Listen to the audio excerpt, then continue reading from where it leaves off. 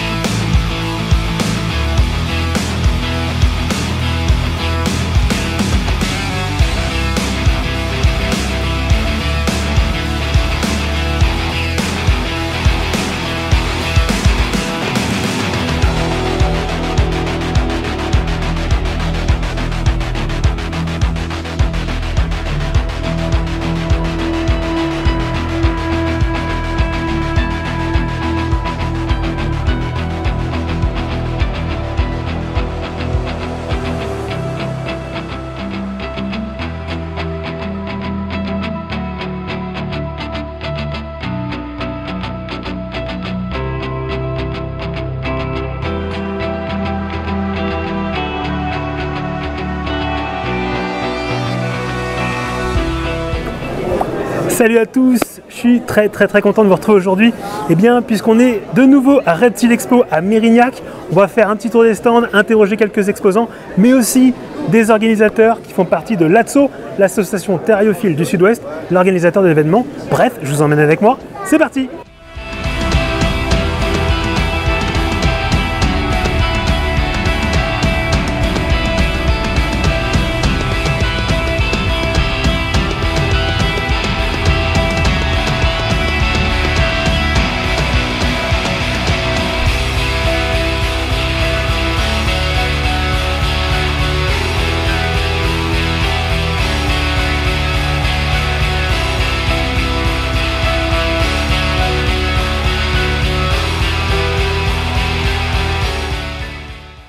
Allez, on se retrouve ici avec Greg et bien sur son stand. Greg Tomaja, Reptile. Tu as une chaîne YouTube aussi que je vais mettre du coup, en dessous. C'est ça, exactement. Et je suis venu te voir parce que tu as une structure du coup. Alors déjà, est-ce que tu peux peut-être nous en parler un peu de ta structure? Alors ma structure, moi j'ai commencé les reptiles en 2008. Ouais. Je suis titulaire du certificat de capacité reptile et amphibien depuis maintenant bientôt 4 ans. Je suis situé en Corrèze, proche de Brive-la-Gaillarde. Ouais. Et donc j'ai principalement dans les pythonidés, les boïdés, les colubridés. Bon, j'ai pas trop de colubridés, mais enfin voilà, c'est ce que j'ai sur le CDC. Mais je suis plus dans le pythonidé et le boïdé. Donc Corallus caninus, Morelia viridis, principalement Python ajus. Et Python ajus. Voilà. Et beaucoup dans les dendrobates aussi. Ok. J'aime beaucoup les dendrobates, avec les philobates et les trucs comme ça. Très bien. Voilà. Et donc, je t'ai demandé de nous sortir un truc de ton stand. Exactement. Tu as choisi un petit pieball. Est-ce que tu peux nous en parler un petit peu rapidement? Bien sûr. Alors le gène pieball, eh bien, ça c'est la mutation qui plaît beaucoup cette année. Ouais. C'est une mutation, le gène pieball apporte du blanc aléatoire sur l'animal. Donc là c'est un gène pieball avec de l'albinisme, donc ça ajoute ce côté jaune avec les yeux rouges. Donc c'est un double combo récessif. Et c'est un serpent qui est top parce que ça ajoute un côté unique sur l'animal, sur le fait que le pourcentage de blanc va être aléatoire. Moi je suis pas forcément python à mort, mais ceux-là, faut avouer ce qu'il y a, c'est qu'ils ont vraiment, tu as leur carte d'identité. C'est-à-dire que tu les regardes, tu les reconnais tout de suite. Ouais, c'est ça. Voilà. Ça. Et c'est vrai que c'est pas comme des mutations un peu plus classiques ou des choses comme ça. Du coup, si jamais les gens qui nous regardent sont intéressés pour récupérer ce genre de serpent, et que vous n'avez pas eu la chance de venir avec Expo, c'est ça. Où est-ce qu'on te retrouve? Donc, moi, comme j'ai dit, je suis localisé à Brive, Brive-la-Gaillarde, donc en Corrèze. Après, la possibilité de se retrouver sur les salons, donc tout ce qui est Mérignac, en général, je fais Mérignac, Lyon, Vichy.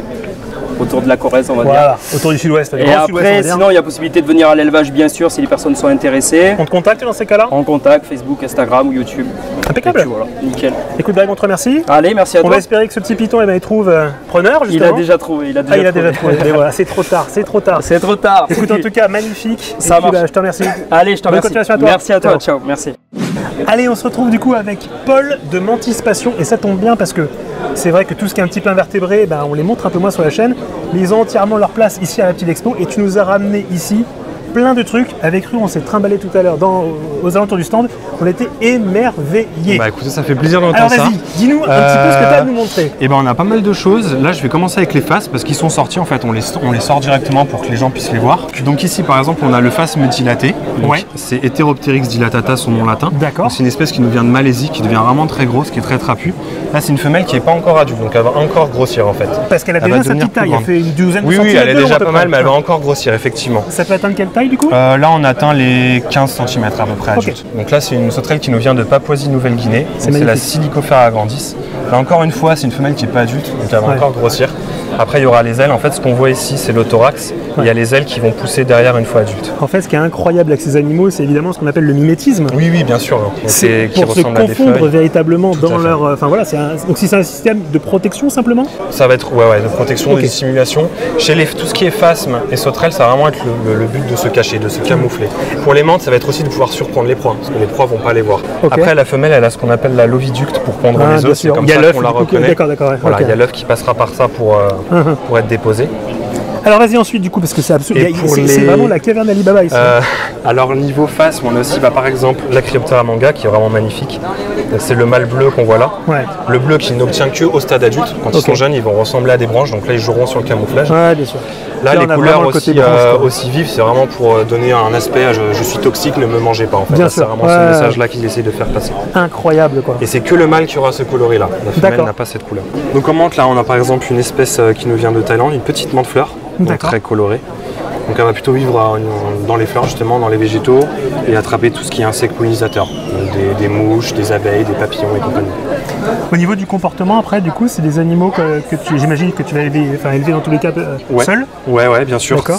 Évidemment, c'est très cannibale les menthes. Alors, Bien il y a sûr. certaines espèces qu'on peut maintenir un peu en communauté.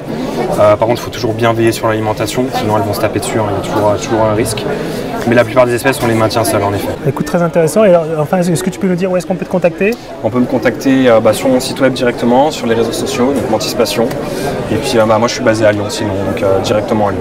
D'accord. Et ben écoute, franchement, je vais te le dire, je trouve ça assez incroyable d'un point de vue visuel. Ouais, Ce que vous pouvez voir sur ce stand, franchement génial. N'hésitez pas du coup à aller visiter donc, la page de Mantis Passion et puis de le retrouver évidemment, de les retrouver d'ailleurs sur les expositions. Voilà, tu fais d'autres stands, d'autres oui, on fait une dizaine d'expositions par an. Là on sera à Colmar à la fin du mois et après il y a Reptillon, on fera plein d'expos. Ça marche, qu'on salue. Allez, Donc, voilà. merci beaucoup. Merci. Maintenant on se retrouve entouré du coup de deux charmantes dames pour parler de plusieurs choses ensemble. Puisque en fait, toutes les deux, vous faites des choses en commun, et notamment tout ce qui va être un petit peu formation. Alors, du coup, donc, à ma gauche, j'ai Emma, à ma droite, du coup, j'ai Christelle.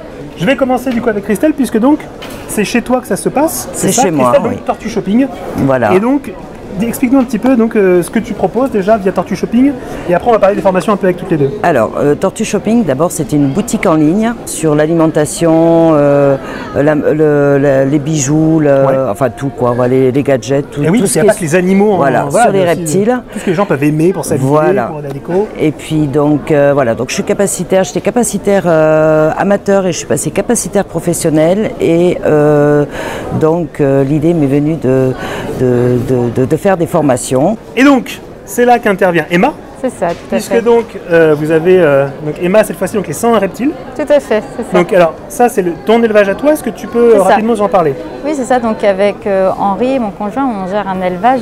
On a principalement des couleuvres asiatiques, donc Oui. c'est principalement du serpent, puis également quelques autres couleuvres et du python. C'est ça. C'est Et ça. donc toutes les deux en commun. Voilà. C'est Vous ça. faites donc les formations. Alors si j'ai bien compris, Christelle, donc toi c'est plus la partie maintenance. Maintenance, oui, à Voilà. tout ce qui est sur les chéloniens, voilà. Exactement donc les tortues. Les tortues. Alors tu as notamment pas mal de sulcata. J'ai des sulcata. Qu'est-ce que tu as d'autre hein, rapidement? J'ai de la pardadis, j'ai de l'élégance, j'ai de la steppe, j'ai de la hermann, j'ai de la pélomédusa et j'ai du saurien avec le choukoala et du gecko léopard. Voilà, Voilà. Donc, du c'est coup- déjà pas mal. Exactement, donc avec Christelle, voilà, vous avez les animaux, donc les chéloniens, plus du coup, donc, la façon de les maintenir, etc. Et Emma, toi, on va pas cacher plus longtemps, t'es veto. C'est ça, je suis vétérinaire NAC. Et Et, du donc coup, j'interviens au cours de cette formation sur une première partie sur la réglementation. Parce qu'en fait, je suis moi-même capacitaire reptile amphibien pour l'élevage. Et donc du coup, bon, voilà, on apporte la partie réglementation sur les premières. Donc pourquoi passer un certificat de capacité? Eh oui, bien sûr. Pourquoi l'autorisation d'ouverture d'établissement? Pourquoi sur cette espèce? Voilà, tout ce qui est associé sur les tortues. Et puis après, une deuxième partie qui est vraiment sur les maladies associées sur la captivité et comment faire pour éviter, notamment sur une bonne alimentation. Pareil, suite à la maintenance présentée par Christelle, voilà, comment les bons gestes pour éviter tout problème. C'est ça. Vous l'avez compris, du coup, ce sera complet. Si jamais, du coup, vous allez retrouver Christelle et Emma. Vous saurez comment maintenir vos animaux, vous saurez comment, les bases en tout cas pour tout ce qui va être maladie, comment les soigner, puis vous aurez même des petites bases de législation. J'ai envie de dire que les filles, on est un peu complet, non? Bah voilà, Exactement, je pense. c'est Et même éventuellement de quoi vous décorer derrière. Donc, Voilà. Impeccable. Je vous remercie. D'accord. Allez, Merci beaucoup. Bonne bourse. Merci.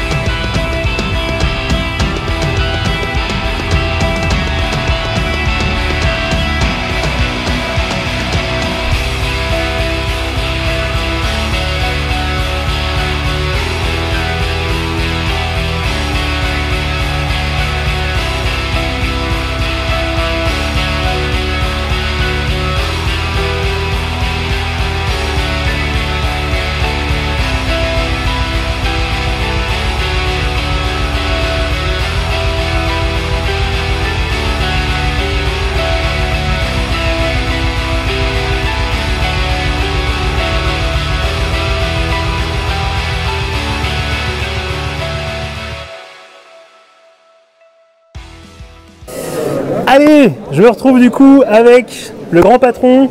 Voilà, Alors bon, vous vous demandez peut-être lequel c'est les deux, hein, d'accord, je parle de l'humain pour l'instant. Nicolas, c'est moi, enchanté.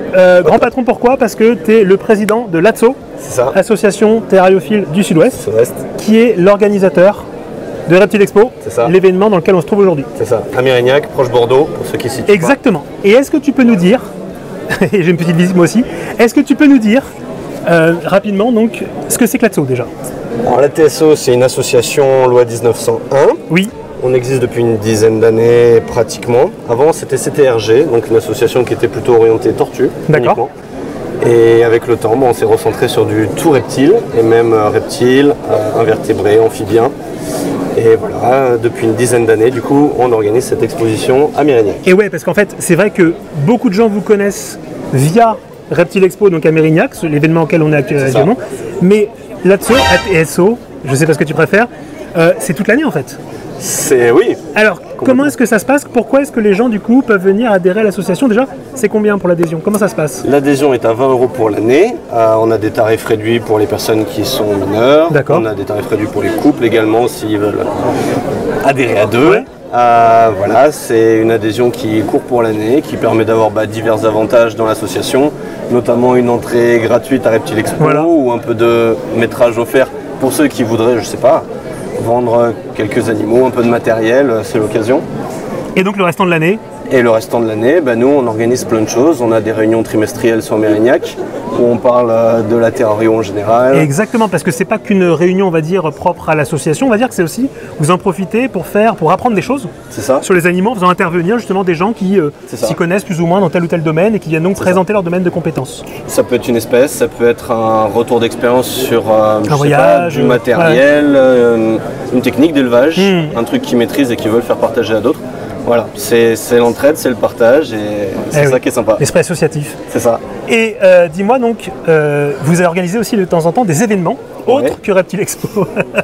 C'est ce que je dis, c'est qu'il est en train de se faire martyriser le pauvre alors. pendant l'interview. Apparemment, il y a d'autres événements du coup que tu peux Des que vous pouvez avoir événements, dans non, l'année. des choses ponctuelles qu'on organise via l'association. Il y a notamment des fois des pompiers qui nous contactent ou Eh la oui. police. Bien sûr. On peut faire des journées de sensibilisation, parce que nous on n'est pas un organisme de formation, donc on ne se vend pas du tout comme formant les gens. C'est aussi notre boulot d'essayer de montrer que les reptiles, c'est pas forcément dangereux, qu'il faut savoir bien les prendre, pas leur faire mal, pas nous faire mal. Comment les appréhender, on va C'est dire, ça. avec sécurité, avec ça. confiance et tout C'est ça.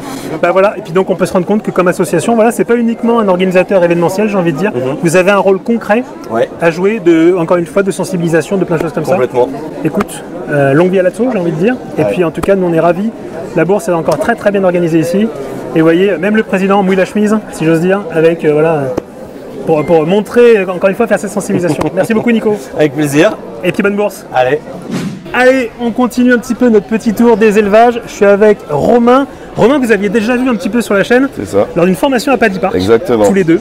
Et Romain, aujourd'hui, donc tu es venu avec tes bestioles cette fois-ci. Voilà, la repro de cette année. Enfin, une L'élevage partie. Sérou Reptile. Exactement. T'es basé où? Je suis basé à Brive-la-Gaillarde encore. Brive-la-Gaillarde, le sud-ouest, comme on l'aime. Eh bah oui. Et du coup, donc, tu nous as ramené un petit peu donc, certains de tes animaux. Voilà. Alors, et tu as une particularité dont tu voulais nous parler. Ouais, là, par exemple, on a un spécimen, un mâle adulte, un pastel yellow belly Skyless Head.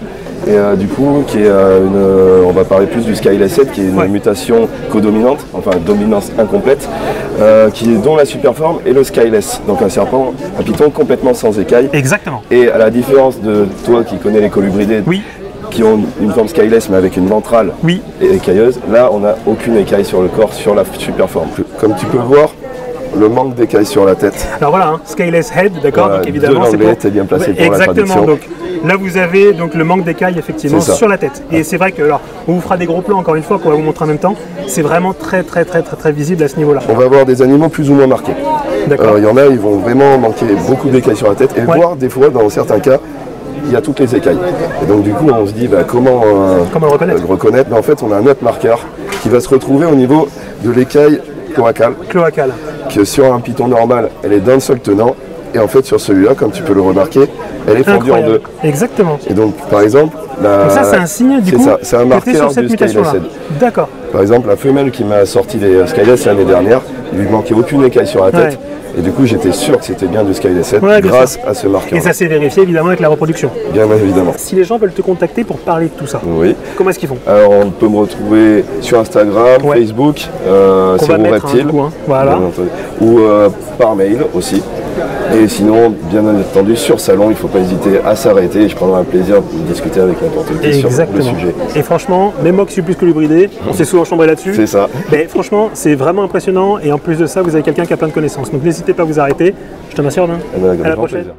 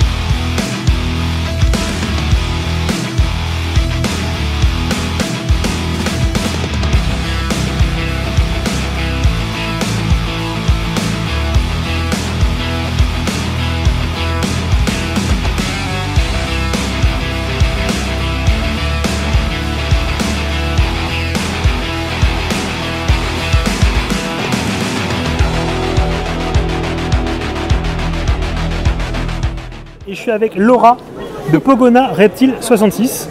Du coup, du côté Pyrénées orientales. C'est ça, à Tuire. À Tuire, voilà. Et Laura, du coup, donc toi, tu t'occupes de la partie animaux. C'est ça. Puisque donc Pogona Reptile 66, c'est un site internet sur lequel donc, on peut venir acheter du matériel. De l'alimentation et des terrariums. Voilà, exactement. Voilà. Alors, donc, toi, par contre, tu fais aussi l'élevage donc à côté. C'est ça, avec peut-être pour objectif un jour éventuellement d'incorporer aussi tout ça sur Internet. C'est ça. Mais pour l'instant, en tout cas, vous pouvez contacter Laura si jamais vous avez envie notamment d'acquérir un Pogona. Voilà. Parce que toi, c'est un peu tes chouchous. Oui, c'est ça, c'est mes petits bébés. Alors montre-nous un peu tout ça, qu'est-ce que tu as de sympathique? Voilà, alors moi je fais des Pogonas, donc Red et Citrus pour l'instant.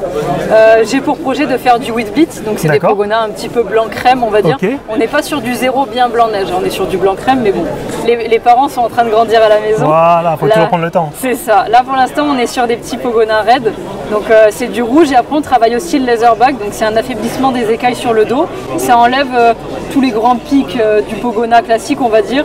Il y a des gens qui aiment bien, nous on aime bien aussi, il y en a qui aiment pas, il y en a pour tous les goûts. Vous avez après un truc tout lisse, tout doux et tout très sympathique. Voilà, c'est ça. Voilà, très très bien. Du coup, comment est-ce qu'on vous contacte? Par Instagram, par Facebook, par TikTok aussi. Ouais. Sur Instagram et TikTok, moi c'est Miss Reptile 66, sur Facebook c'est Laura Solence. D'accord. Et par contre après pour tout ce qui est matériel, terrarium et alimentation, puisqu'on fait aussi l'alimentation, là c'est Pogona Reptile 66, donc encore une fois, Instagram et Facebook. Donc, vous pouvez retrouver du coup donc Laura en bourse.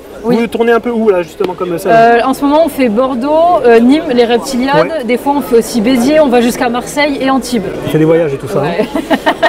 Et donc là on va parler matos, du coup hop, on va faire un petit tour de magie, puisque donc Laura va se transformer en Antonin. Voilà. Allez, changement. J'ai troqué Laura contre Antonin. Bonjour, Antonin. bienvenue, enchanté. Et oui, c'est toi qui t'occupes de la partie matos. Exactement. Chez Pogona Reptile. C'est ça. Tout ce qui est partie matériel, terrarium et accessoires. Voilà, moi je vois des éclairages, d'accord, tout ce qu'il y a en fait autour évidemment du reptile et aussi de la nourriture. Et en t'attendant, parce qu'évidemment tu étais évidemment en train de répondre d'accord à des gens, eh bien figure-toi que Laura nous a dit qu'apparemment vous aviez un tout nouveau produit et ça tombe bien parce qu'il est juste à côté, d'accord. Ce sont des produits Raco Food. C'est ça. Est-ce que tu peux nous dire un petit peu ce que c'est? Ouais, carrément. Et on va faire des gros plans dessus. En fait, à l'issue d'une bourse qu'on a passée en Barcelone, exactement, on a rencontré un éleveur qui était passionné. En fait, il ne trouvait pas de nourriture qui était naturelle, enfin 100% naturelle pour ses geckos à crête. Donc, il a décidé de développer son produit. Donc, il a un laboratoire spécialisé. Et c'est vraiment des produits qui sont 100% naturels, donc pas de conservateurs, et fait à partir de 65% de fruits. D'accord. Donc, lui, il nous a dit, si ça vous intéresse, vous pouvez le goûter. Tu peux le faire, ouais. Et donc, je vais vendre la mèche. Je vais vendre la mèche parce que Laura, quand on t'attendait, elle m'a dit méfie-toi parce que tu peux même lui poser une colle. Il paraît qu'il l'a goûté lui-même. Mais voilà, c'est pour ça. Goût banane, à ce qui paraît, non? Ouais, goût banane, c'est exactement ce que j'ai goûté. Mais c'est super, c'est top, ça sent super bon. Et puis il y a une appétence énorme en fait. Antonin, on te remercie en tout cas. Avec grand plaisir. Et puis bon salon à toi. Merci à toi. Encore un stand qu'on vient visiter et ça tombe bien, c'est des gars qui sont très sympathiques. Hervitch Reptile, du coup, avec Vincent et Hervé. Tout à fait. Et donc alors messieurs, présentez-nous un petit peu ce que c'est justement que votre élevage. Eh bien Hervitch, c'est un élevage amateur depuis on va dire 5-6 ans. En fait voilà, on s'est connus via une association sur Bordeaux. D'accord. Et à un moment donné on s'est dit bah, tiens on va mettre nos connaissances en commun, nos animaux en commun. On a tout type de reptiles. Alors je pense que ce que j'allais te demander c'est qu'est-ce que vous proposez? Alors moi je suis plus tout ce qui est ophidien. Ouais. Voilà, moi mon truc c'est vraiment les ophidiens. Je suis capable depuis le début d'année donc sur tout ce qui est pythonidés, boïdés, faune française, y compris le venom. Hervé un petit peu plus saurien. D'accord. Saurien, amphibien. Voilà. Insectes aussi. Voilà. Du coup, juste avant la manipulation, et qu'on montre un petit peu justement des petites de vos productions, j'ai envie de dire, tu voulais nous parler un peu de formation, parce que c'est un truc qui va arriver justement chez vous, ça. Ouais, tout à fait. Donc, le fait d'être détenteur du CDC depuis le début d'année, là, je suis en train de faire rentrer des animaux donc de la faune française, pour l'instant de la vipère aspi, et c'est vrai que l'aspect pédagogique était quand même hyper important pour moi, donc je pense que je vais essayer on va dire sur Angoulême ou aux alentours d'Angoulême, de proposer des formations dans les mois à venir, notamment pour sensibiliser aux espèces françaises. Génial, parce que c'est vrai que c'est un truc, voilà, quand on arrive comme ça en bourse, il y a beaucoup justement d'espèces qui ne sont pas forcément d'espèces françaises, parce que c'est très particulier et il faut tout un tas de certificats pour pouvoir les détenir. Maintenant, voilà, c'est très chouette que tu puisses faire ça et puis continuer justement un petit peu toute cette pédagogie autour des serpents, toute cette sensibilisation justement, et c'est très très cool ça. Donc n'hésitez pas à rentrer en contact, donc Hervitch Reptile pour si vous êtes intéressé par tout ça et pour faire des formations autour de la faune française. Moi franchement, ça me botte bien. Alors, les gars, vous avez dit que vous allez me sortir des 3 petits trucs à nous montrer, parce qu'évidemment... 3 petits trucs sympas. Ouais, c'est ça, tout à fait. Évidemment, donc voilà, on a parlé Pitch Office. Regarde, il va venir te voir. Et Morelia, oui, effectivement. Alors, les gars, vas-y, dites-nous un petit peu tous les deux ce que vous avez. Pitch Office d'abord. Pitch Office, donc c'est du Mugitus, aussi appelé serpent taureau. Ouais. C'est quand même un colubridé qui est belle taille adulte, hein. On part sur un serpent qui fait dans les 2 mètres. Bon après ça se nourrit de rongeurs, hein, donc c'est un gros bluffeur. Oui. Ça souffle. Gros bluffeur. Quand c'est dérangé, c'est sa réputation en fait, voilà, vraiment. On dit, beaucoup disent voilà, que c'est des serpents agressifs, non. Des serpents bluffeurs et qui soufflent fort. C'est ça. C'est des bons comédiens en fait quoi. C'est aussi placide qu'une butata quoi. Voilà. Ça mord rarement. Donc aussi simple à maintenir que tous les colubridés en fait américains. Ça mange super bien. C'est super actif. C'est actif. Actif en journée. Et du coup à côté. Et du coup j'ai la petite, je me rapproche du micro, j'ai la petite pépite qu'on est super content d'avoir reproduit cette année, qui est du Morelia spilota, donc du python diamant, qu'on voit très très peu, et voilà, et qui est pour moi, enfin pour nous, un des plus beaux Morelia du genre Spilota. Donc qui n'est pas compliqué du tout d'élevage, qui est aussi simple que du Chêné ou du Bradley, ou qui va faire quoi, un petit 2 mètres, 2 mètres 50 à l'âge adulte. Mais plus il va grandir, plus il va prendre en jaune. Ce que tu disais, c'est qu'il allait gagner encore en couleur au fur et à mesure des mues en fait. Exactement. Là, vous n'êtes pas sur un coloris définitif. Là, on est même sur quelque chose de pas top. En fait, sa nez, c'est quasiment tout noir. Donc c'est pas super beau. Et vraiment, à chaque mue, il développe des couleurs. Donc c'est vraiment un super Morelia. Et c'est pas pour rien que ça s'appelle diamant, quoi. Un vrai bijou. Un vrai bijou. Un vrai bijou. Écoutez les gars, merci beaucoup de nous avoir. Merci à toi. Et franchement, ça donne envie de venir vous voir. Donc Erwich Reptile, n'hésitez pas, on vous retrouve sur vos réseaux. Vous avez quoi Facebook. Erwich Reptile. Et ben voilà, Facebook. Allez, ciao à tous. Merci. On se retrouve du coup un petit peu en extérieur, devant le Pingalan, là où se trouve Reptile Expo. Je suis avec Seb, qui est un membre de l'ATSO. Et Seb, tu as participé justement à l'organisation de l'événement qu'on a aujourd'hui. C'est ça. Moi, je voudrais te demander combien de temps ça prend à l'avance pour organiser ce genre d'événement. Alors, au final, on va fermer l'expo ce soir et l'organisation de l'expo de l'année prochaine commence demain. Voilà. Ok, donc c'est vraiment sur un an en fait. On part sur un an, on part sur une année d'organisation avec vraiment, du coup, là, on reprend toute la température, donc l'avis des exposants, des visiteurs, les bilans. Les bilans financiers parce que c'est important, mais il y a des coûts de location, il y a des coûts d'entretien, il y a des coûts de publicité, il y a des coûts d'impression. C'est avec la mairie du coup que vous organisez. À partir de quand est-ce que il y a le contact qui s'opère? Comment ça se passe? Généralement là on va faire le bilan sur 2 mois là qui arrive, on monte tout le bilan, que tout soit clean au niveau des banques déjà aussi, au niveau accessoirement. Parce qu'on a amorti aussi la location, parce que la location de salle c'est vraiment la plus grosse ligne budgétaire qui nous est accordée ici, parce qu'on a une grande salle, on a 1200 mètres carrés à pourvoir. Et on essaie de garder quand même un tarif assez préférentiel pour les exposants, sans montrer non plus le prix du métrage à des prix vraiment élevés. Ensuite, donc le jour J, toi tu t'occupes cette année aussi des bénévoles. C'est ça. Parce que c'est un autre truc, on ne se rend pas compte le nombre de personnes en fait qui se dévouent pour que Reptile Expo puisse s'organiser et qu'il ait lieu. Alors dis-moi rapidement combien de bénévoles à peu près cette année? Alors cette année on a touché à peu près 35 bénévoles sur les 2 jours. Voilà. Donc 22 sur la journée de samedi et une vingtaine aujourd'hui. D'accord. Et donc, alors qu'on se rende bien compte, des bénévoles, tu en as besoin pour faire quoi en fait ici? Alors on est au bureau, on est 6 membres actifs donc, du bureau. Et les bénévoles, on a besoin pour faire tourner tout ce qui va être, au final, c'est eux qui font tourner un peu l'expo en termes de sécurité, donc de surveillance des entrées et des sorties, des contrôles, parce qu'avec toute la législation, tout le contrôle des puces, des papiers, bien sûr. Du coup, aucun animal sort sans être contrôlé. La nourriture, la buvette qui est derrière, donc c'est des postes qui tournent à temps plein. Et donc du coup il faut du monde, il faut faire tourner. Et puis même quand les exposants arrivent, les aider un peu à s'installer, qu'ils trouvent leur place, imagine tout ça. Donc ça par exemple, on a ouvert vendredi après-midi à 15 h le Pingalan pour pouvoir exposer. Donc on aide à décharger, à installer.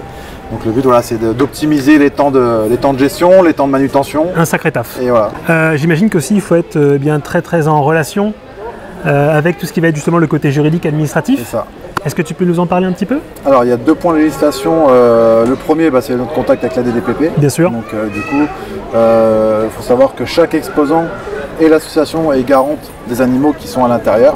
Donc du coup chaque exposant doit donner... C'est pas les vôtres, mais vu que c'est vous l'organisateur, en fait c'est vous qui êtes responsable. On est responsable des animaux qui arrivent sur notre exposition et on a une liste nominative de toutes les espèces que les exposants par exposant vont amener. Et donc du coup on a une liste par exposant. Donc là 70 exposants cette année. Pour les animaux, à peu près, on avait une quarantaine d'exposants animaliers.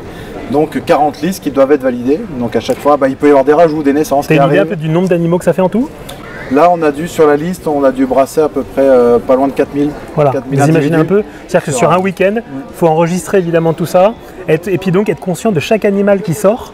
Et qui rentre aussi. Et qui rentre. Voilà, c'est un travail qui est absolument incroyable. Et la dévotion, j'ai envie de dire presque, des bénévoles, elle est juste incroyable et on peut la remercier via cette vidéo. Alors là, sur les bénévoles, au final, ils font un peu moins. Par contre, là, c'est tout le travail du bureau. C'est vrai qu'il y a 6 du coup. Et là, en fait, il voulait que je félicite lui, là, c'est pour ça. Là, il y a une personne, là, il y a vraiment une personne dans le bureau qui a géré tous les exposants et toutes les listes, la relation des DPP exposants, puisqu'à chaque fois qu'il y a une modification, elle doit récupérer, elle doit renvoyer à DPT, on doit retrouver l'accord. Bien sûr. Et ainsi de suite. Donc un sacré taf, quoi. C'est un gros travail jusqu'à 2 jours avant l'ouverture, il y avait encore... bien sûr.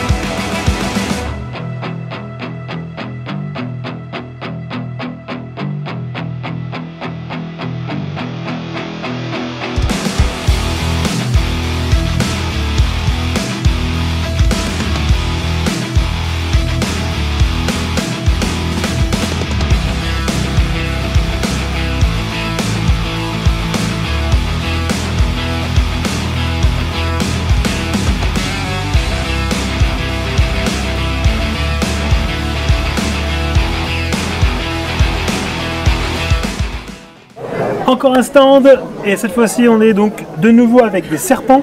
Je suis avec Gaspard, alors c'est pas lui le serpent, hein, mais Gaspard de Buisnake. Bonjour. Et donc Gaspard, tu fais du Morelia viridis à roux. Oui, correct. Et donc tu me disais que c'était une de tes premières repros, c'est ça? Oui, c'est ça, c'est une de mes premières repros, donc j'en suis très très fier. J'ai eu 16 petits, dont 10 ont survécu. Et voilà, je suis très très content. Donc ils sont tous nés jaunes parce il faut savoir que les harous naissent jaunes. Et après ils deviennent, voilà, ils changent et ils deviennent verts avec une lignée blanche. Et Gaspard a bien fait les choses puisque donc, sur le stand de Buisnake vous retrouvez également la version adulte justement donc à côté, histoire de pouvoir voir, et ça je trouve ça très bien. Ce qu'on achète est dans le petit, d'accord, mais ceux également vers quoi ça va tendre après, quoi. C'est des animaux qui sont pas faciles à reproduire. Non. Comment est-ce que tu as procédé? Tu peux nous expliquer un petit peu? Oui, donc mais d'abord il faut trouver le bon couple en fait. C'est ça. Donc la femelle s'entend pas forcément avec tous les mâles. Et voilà. Il faut trouver le bon mâle. Il y a une première sélection qui s'opère ici. Voilà, déjà. Après il faut les présenter plusieurs fois. Comment tu procèdes du coup? Tu les mets juste ensemble? D'abord tu surveilles, j'imagine? Je procède à une baisse de température. D'accord. Voilà. Donc c'est à peu près, je descends de 1 degré toutes les semaines. Tu as une période où tu commences ça? En novembre à peu près. Ok. Ouais, novembre. Donc là ça va. Novembre jusqu'à décembre en gros. À partir de décembre, début décembre, je vais introduire le mâle dans le terrain de la femelle. D'accord. Voilà.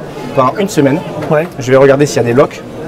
S'il y a des loques, tant mieux. S'il n'y en a pas, bon, tant pis, on observe. Au bout d'une semaine, on retire le mâle. J'attends une semaine sans présenter de mâle. Et après, je refais pareil, comme ça, pendant un mois. Ok. Au bout d'un mois, je vais remonter les températures. Ouais.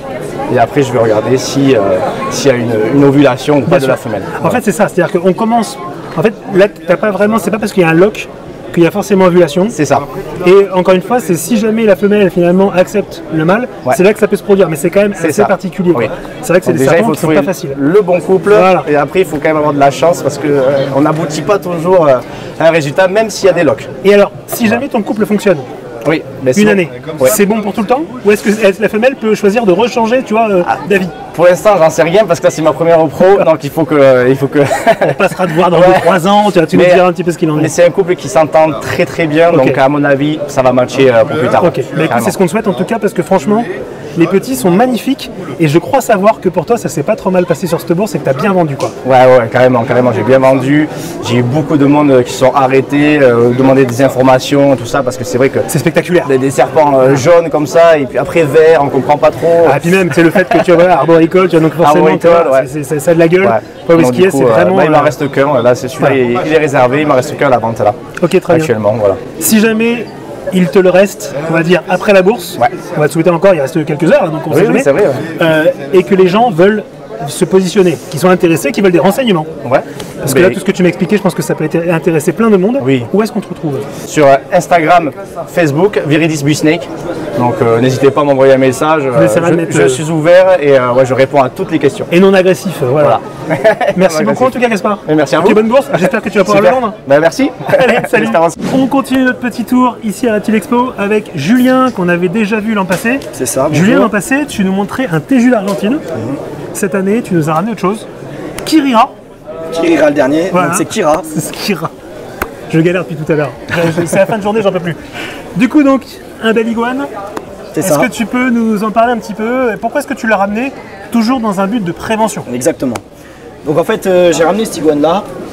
C'est un iguane qui représente du coup son espèce ici, qui représente les autres espèces qu'on peut retrouver ici aussi. Parce qu'en fait, c'est un animal, on peut acheter en animalerie qui n'est pas plus grand que ça quand il est juvénile. Ça vaut une cinquantaine d'euros, une centaine d'euros. Par contre, une fois adulte, voilà, on a un spécimen qui mesure 1m60 et qui peut aller jusqu'à 2 mètres. C'est ça, et qui nécessite des installations en conséquence. Bien sûr. Qui peut avoir un comportement agressif. Très territorial. C'est ça, territorial plus qu'agressif. Et c'est vrai que voilà, c'est un animal qui peut même devenir difficile à maîtriser. Tout à fait. On s'en rend pas compte quand on les achète petits, mais quand ils grandissent, si vous tombez sur un mâle un peu caractériel, ça peut vite poser des problèmes. Et il vaut mieux effectivement savoir ce dans quoi on s'engage. Parce que c'est vrai que c'est un animal qui reste néanmoins relativement accessible. Tout à parce fait. qu'il faut une autorisation en préfecture. C'est exactement. Et donc c'est pour ça que d'où l'intérêt de venir justement d'accord comme ça en bourse, rencontrer des gens comme Julien qui en maintiennent chez eux et qui donc vont pouvoir vous mettre au courant en fait de tout ce que ça implique, de tout ce à quoi ça nous engage en fait d'adopter un animal comme ça. Bien sûr. Il a quel âge là Là il a 5 ans, donc il va encore prendre un peu en masse, il fait un bon 1m50, 1m60. Ouais. Déjà très impressionnant. Exactement, il est assez docile, on peut en faire quasiment ce qu'on veut, mais il a déjà été habitué par le précédent propriétaire, et j'ai l'habitude des iguanes, je l'ai aussi habitué à moi-même. C'est vrai que c'est un animal en fait qui peut, comment dire, se défendre, voire exprimer sa territorialité, je vais y arriver, de plein de façons. Exactement. Parce que ça a beau être herbivore, ça peut très bien mordre et de façon très très très violente. Ça peut également griffer. Julien va pas vous montrer ses bras, d'accord? Voilà. Les lacérations là comme ça, c'est ça quand on aime aussi les grands lézards justement. C'est ça. Bah oui, ça grippe et donc il a effectivement d'accord ces griffes là. Ça fait beaucoup de points justement qui sont à surveiller comme ça chez un lézard. Exactement. Il ne faut pas oublier le risque bactériologique quand on se fait griffer. Moi tout a été désinfecté. L'animal a une morsure comme ça, c'est pareil, ça peut s'infecter. C'est comme un chien, un chat ou n'importe quel autre animal. Il faut avoir conscience de ce qu'on achète. Et c'est pour ça que je suis là sur cette bourse pour justement sensibiliser sur le fait que nos animaux, on les achète tout petits dans des petites boîtes, c'est bien, ils sont jolis, ils sont juvéniles, mais attention, ça peut devenir un spécimen comme ça. Exactement. Moi j'aimerais que tu nous demandes, j'aimerais te demander maintenant les questions que les gens te posent le plus. Parce que quand on vient sur la sensibilisation, c'est ça, tu vois. Toi, ton but aujourd'hui, c'est de parler aux gens. Qu'est-ce qu'ils te demandent le plus quand tu vois ton animal? Ce qu'ils me demandent le plus, étonnamment, c'est ce qu'il mange. Parce que c'est un animal qui est impressionnant, il a des grandes dents, des grandes griffes. On sait que c'est carnivore. Bien sûr, il mange de la viande, il mange des insectes. Exactement, c'est des dinosaures. Et non. Herbivore. Strictement herbivore. Voilà. Quand ils sont juvéniles, ils peuvent manger quelques petits insectes, ça arrive, des petits vers, voilà. Il n'y a pas trop de problème. Mais par contre, à l'âge adulte, c'est principalement des fleurs et des végétaux verts beaucoup. Ouais, bien sûr. Voilà. Et quelques fruits, mais en parcimonie. C'est aussi un animal qui a de la baignade. Bien sûr, tout à fait. Est-ce que toi, du coup, chez toi, c'est quelque chose que tu pratiques justement la baignade? Alors, moi, je pratique la baignade à titre personnel. J'ai parlé avec Kira. Ah, pardon. Avec Kira aussi, pourquoi pas. Hein. Non, je lui fais prendre des bains et des douches parce que les mues. Il a besoin de les enlever. Exactement. Bon, là, je vais vous montrer comment moi je l'attrape. En fait, les reptiles, il y a plusieurs manières de les attraper. Il y a soit la contention, donc pour se mettre en sécurité, nous et l'animal, mais c'est des manipulations de force, soit une manipulation du coup. Et là, on va prendre délicatement par le dessous. Et on va voir que sa réaction est plutôt cool. Tandis que si je l'avais pris par le dessus, voilà. Si j'avais été chercher à le prendre par le dessus, il se serait débattu. Et là, comme on peut voir, il est vraiment très cool. Il va juste venir grimper et se poser en me faisant de multiples lacérations amicales. Je t'ai posé du coup la question, donc on te demande le plus, c'est ce qu'il mange. Et après, ce qui vient, c'est quoi? Pourquoi c'est dangereux? Ah, bah très bonne question. C'est dangereux de toute façon. Ouais, bien sûr. Principalement les griffes, mais les griffes, c'est juste un moyen de se déplacer. C'est pas la défense. Ça grippe. On va dire c'est du danger par procuration presque, tu vois. C'est ça. Voilà. C'est pas volontaire. Exactement. Et comme je dis, je lui coupe pas les griffes. Pourquoi? Parce que c'est un iguane. On va pas rouler en Ferrari avec des pneus pourris, quoi. Donc c'est la même chose. Il a besoin, c'est nécessaire pour lui d'avoir des griffes. Donc je lui laisse. Ensuite, les armes qu'il a, c'est sa queue. Sa queue, c'est un véritable fouet qui peut vous ouvrir. C'est ça. Ça peut faire des sacrées marques. J'ai fait une vidéo à Paddy Park. Bien sûr, on voit justement, avec Raphaël Da Fonseca, on voit, il prend un bout de papier. Je vais essayer de mettre le petit extrait, ça se trouve. Il passe juste sur la queue et en fait c'est tranchant comme pas possible. Et donc l'iguane va s'en servir pour fouetter littéralement. Et c'est pour ça des fois on se dit tiens, on s'approche de ce genre d'animaux. Encore une fois, comme Julien l'a précisé, c'est très territorial. Ça veut dire que quand vous rentrez dans son aire de confort à lui, vous êtes chez lui. Et que par conséquent, à tout moment, la queue qui fait, qui fait une grande partie de son corps, voilà, c'est ça. 2 tiers du corps. C'est du coup un projectile qui peut vous atteindre très très facilement. Donc encore une fois, un animal qui est magnifique, il n'y a pas de problème. Un animal qui fascine, il n'y a pas de problème, etc. Mais aussi un animal, il faut savoir ce qu'on fait quand on en prend un. Et ça implique forcément, d'accord, d'être responsable. Et puis de bien se renseigner avant. Voilà. Julien, on a été complet? C'est ça, on a tout dit. Et bien écoute, alors l'an prochain, tu nous ramèneras encore autre chose? Ah, on verra, soit autre chose, soit on va diversifier, on va peut-être rajouter des animaux, on verra, peut-être des jus iguanes. Et bah, faudra venir l'an prochain du coup pour voir tout ça. C'est ça. Je te remercie. Bonne fin de journée à toi. Salut. Et à côté de ça, on a un très gros suivi au niveau de la mairie de Vérignac, qui fait que on a mis du temps à avoir l'accord cette année, pour des questions que ça peut être tout ce qui va être partie animaliste écologique sur le bien-être animal. C'est la question que je ne sais pas trop te poser, mais vu que tu mets le pied dedans, je m'engouffre. On sait qu'aujourd'hui, le genre d'exposition, alors que moi en plus j'ai vu plein de gamins là qui pouvaient, les yeux grands ouverts évidemment en train de regarder, on sait qu'aujourd'hui néanmoins, tout ce qui est à attrait aux animaux avec des animaux, c'est compliqué. Comment ça se passe dans l'organisation de Reptile Expo? Est-ce que vous ressentez ça, ce côté compliqué? Il y a clairement un effet d'annonce qui est d'interdire clairement toute exposition animalière avec du vivant. Sur le fond, la majorité malheureusement des arguments qu'on reçoit, ont très peu de profondeur au final, ont très peu d'épaisseur, on va dire valide en termes de justification. Parce que ça fait un espèce d'effet de mode, de buzz, donc du coup on veut tout interdire, on veut tout arrêter.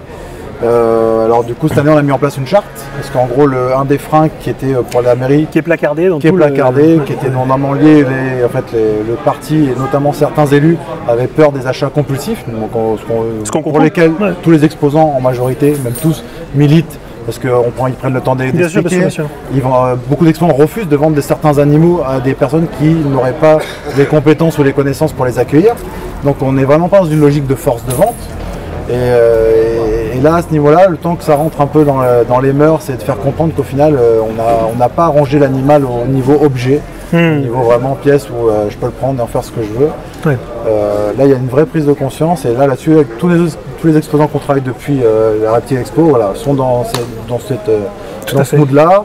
Ils ont tous accepté la charte, parce que la charte est arrivée très tard dans l'organisation de l'expo, parce que c'était une demande municipale. Et le but, c'est d'éviter les achats compulsifs, les achats coup de cœur. J'ai un peu de mal avec ça, ils veulent pas d'achat coup de cœur, mais au final, si on n'a pas de coup de cœur, prendre une bête à la ça va être dur de s'en occuper après. Ouais, bien sûr. Donc, le coup de cœur, c'est pas forcément égal à compulsion. Oui, voilà. Normalement. Coup de cœur, ça veut dire que tu as un vrai coup de foot pour l'animal, et quelque part, c'est plutôt positif que négatif. Et ils comprennent pas que ça va au-delà du plaisir visuel, qu'il n'y a pas d'effet de vitrine, que la majorité des personnes qui vendent du matériel pour alimenter tout l'enrichissement de leurs animaux dans leur milieu en captivité. Voilà, donc il y a cette petite guéguerre à monter, c'est une bataille qu'il faut mener. Nous, cette année, on a réussi à leur faire entendre que du coup, en termes de bien-être animal, on était dans les clous. Et que vous étiez les premiers concernés, j'ai envie de dire aussi. Et que on sait très bien qu'en effet, les animaux, pendant 2 jours, ils vivent dans des conditions très restreintes, c'est vrai. Que c'est vraiment le seul point qui pourrait être critiquable sur une exposition, il ne faut pas se mentir. Les animaux sont dans des espaces restreints, il y a du monde, il y a du stress, il y a de la lumière, les animaux ne sont pas dans les conditions optimales pour vivre, mais au bout d'un moment, pour pouvoir les présenter, il faut trouver aussi un compromis. Pour faire simple, ça fait 2 jours, on a touché 2000 visiteurs là sur le truc, il n'y a pas un enfant qui a tapé sur une vitre. Non. Donc il y a aussi un problème aussi lié à l'éducation. Enfin, moi je trouve une exposition très carrée, justement, on sent qu'il y a cette bonne, si tu veux, balance entre guillemets entre justement tout ce respect évidemment du juridique, vous ne pouvez pas passer à côté et compagnie, puis c'est très bien. Et puis en même temps, cet aspect découverte, ludique, tu vois, et l'alchimie prend. Et je te remercie en tout cas. Merci beaucoup d'être passé. Salut à toi. À la prochaine. Ouais. Salut.